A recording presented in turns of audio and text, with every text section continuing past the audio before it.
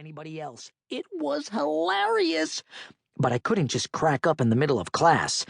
Not unless I wanted She Who Must Not Be Named to go full Godfrey on me.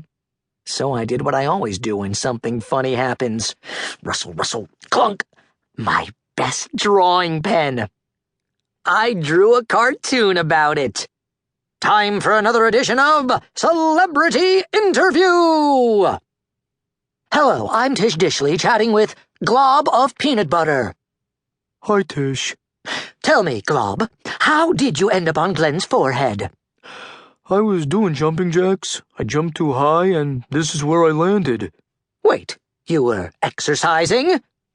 Yes, Tish. I've been trying to lose weight.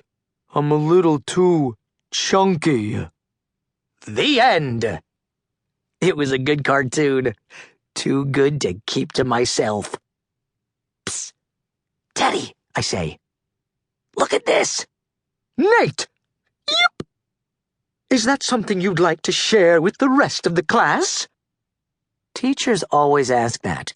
What was I supposed to say? Yes? Then even Glenn, who's dumber than a bag of hammers, would have realized I was making fun of him, and that would have been a problem, because whenever Glenn gets mad at people, he chases them down during recess and crushes them into the schoolyard fence until they can't breathe. Clang! Ha ha! I decided I wanted to keep breathing. No, I'll just, put this away in my desk now. Snap! She grabs it and things went downhill from there. Mrs. Godfrey stuck my drawing in her desk. Then she gave me a little pink slip of paper. Hello, detention, and hello, Mrs. Sir Wiki. Drawing cartoons during class? Again, Nate? That's 3 times this week. What can I say? She was right. But she didn't stop there. Mrs. Sir Wiki didn't realize it, but the next thing out of her mouth was about to change the course of cartooning history. What you need is a place where drawing cartoons is what you're supposed to do. Moment of genius!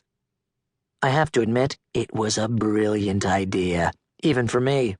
I ran and asked Principal Nichols if I could start a cartooning club. Sounds like a great idea! And the amazing doodlers have been making masterpieces ever since. Oop! It's almost 3 o'clock. The bell's going to ring in 5, 4, 3, 2, 1. Bring! Let's go, guys! Meeting time! We all make a pit stop at our lockers, then head for the art studio. The art teacher, Mr. Rosa, is our faculty advisor. Hey, kids, he says. Let's draw!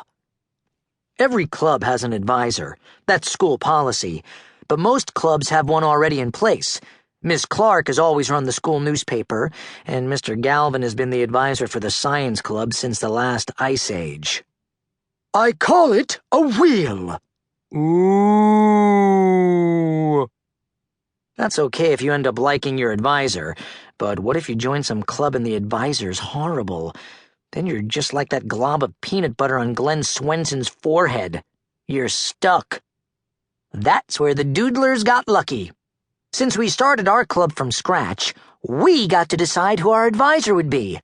I mean, can you imagine if we'd ended up with somebody like Coach John? Everybody freezes. We're all thinking the same thing. What's he doing here? Did the school switch advisors on us or something? My stomach starts churning as I picture a doodlers meeting with Coach John in charge. Draw faster, or you will do push-ups till you puke! Finally, Francis speaks up. Where's Mr. Rosa? He asks nervously. Coach John chuckles in sort of a scary way. Did I mention the guy's a few peas short of a casserole? You can relax, scrubs, he said. I'm just babysitting until he gets here. And here I am, comes a voice from behind us. Mr. Rosa, we holler. Sorry I'm a bit late, everyone, he says as he takes off his jacket. Then he pats Coach John on the shoulder.